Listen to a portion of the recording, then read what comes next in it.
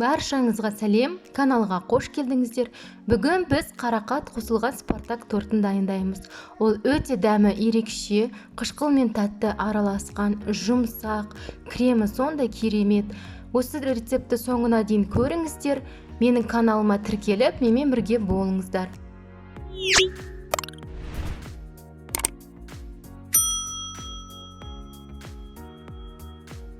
Бізге керек ингредиенттер: ұн, қант, какао, бал, жұмыртқа, ұн қопсытқыш, ванилин, май және кішкене тұз. Ең алдымен жұмыртқаның ағы мен сарысынан ажыратып аламыз. Бұны жасау міндетті емес, бірақ мен корждардың үлкен пышный болып шығу үшін осы әдісті жиі қолданамын.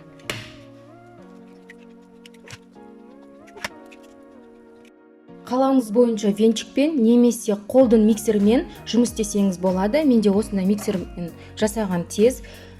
Ағуызға шым-шым тұзды саламын және ақырын скоростта айналдыра бастаймын. Одан кейін шетінен ақырындап қантты саламын.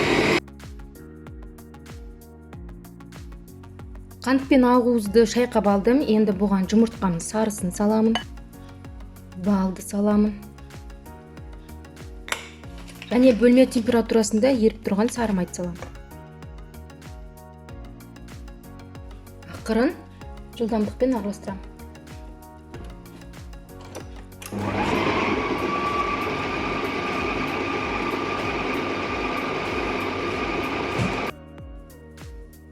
Енді құрғақ заттардың бәрін бірге араластырамын. Менде алдын ала ситодан өткізілген ұн, оған қосамын какаоны, ванилин және ұн қопсытқыш. Жақсылап араластырып аламын.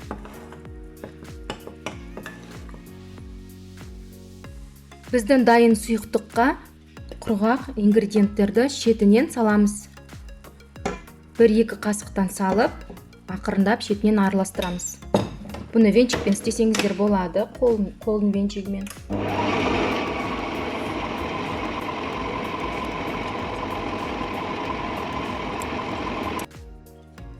Міне біздің қамырымыз дайын, осындай қою болып шықты.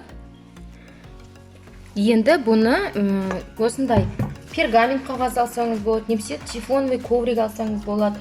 Соған жұқа қылып жайып, 180 градуста 3-4 немесе 5-6 минут пісіреміз. Өзіңіздің пешіңіздің температурасына қалай жұмыс істейді, соған байланысты.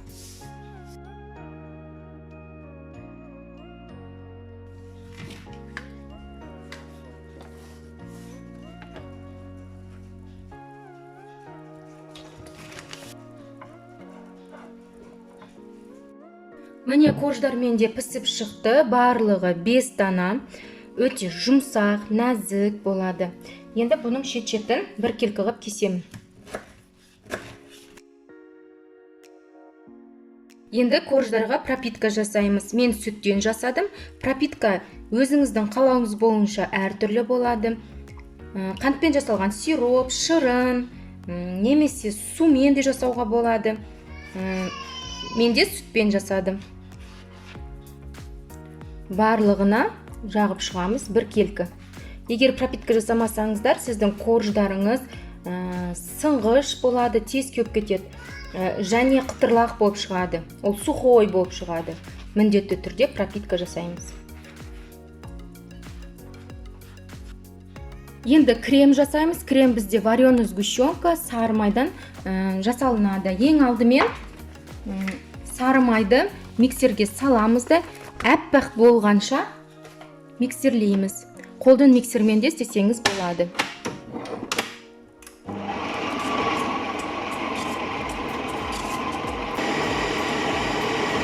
Енді осыған сгущенканы ақырын шетінен құямыз.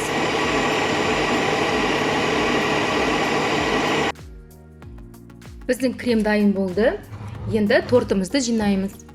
Мен кішкене начинкаға смородина алдым, қарақат алдым. Қышқыл дәмімен біздің тортымыз кішкене қышқылмен болады. Ең алдымен кремнен 2-3 қасықтан салып корждарға жағып шығамын. 3 қасықтан.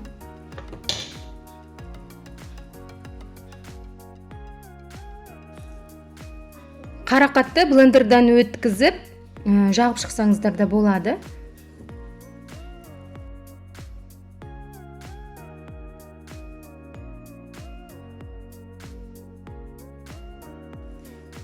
Бетіне соңғы слойды жағып бітті. Кремді енді мынандай біздің шет-шетіндегі корждың шет-шетіндегі піскендерін қолмен осылай естеңіз болады, немесе блендермен.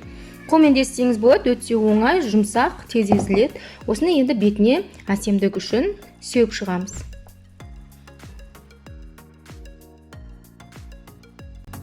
Міндетті түрде дайын тортты кемінде 2 сағатқа тоңазытқышқа қойып қоямыз.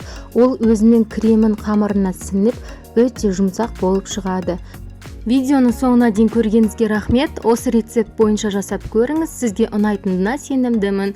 Сау болыңыз.